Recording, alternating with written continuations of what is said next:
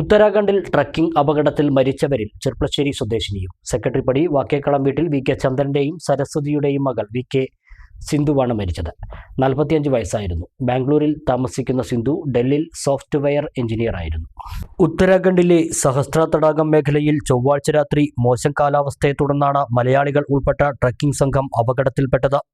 Karnataka mountaineering അസോസിയേഷന്റെ നേതൃത്വത്തിൽ ട്രക്കിങ്ങിന് പോയ 22 അംഗ സംഘമാണ് അപകടത്തിൽപ്പെട്ടത്.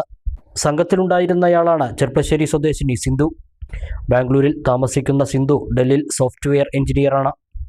സെക്രട്ടറിപ്പടി വാക്കേക്കളം വി കെ ചന്ദ്രന്റെയും സരസ്വതിയുടെയും മകളാണ്.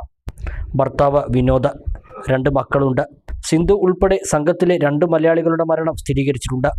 ബാംഗ്ലൂരു ജക്കൂരിൽ താമസിക്കുന്ന കന്യാകുമാരി തക്കല സ്വദേശി ആശാ സുധാകറാണ് മരിച്ച മറ്റൊരു മലയാളി. 5 പേരുടെ മൃതദേഹമാണ് കണ്ടെത്തിയത്.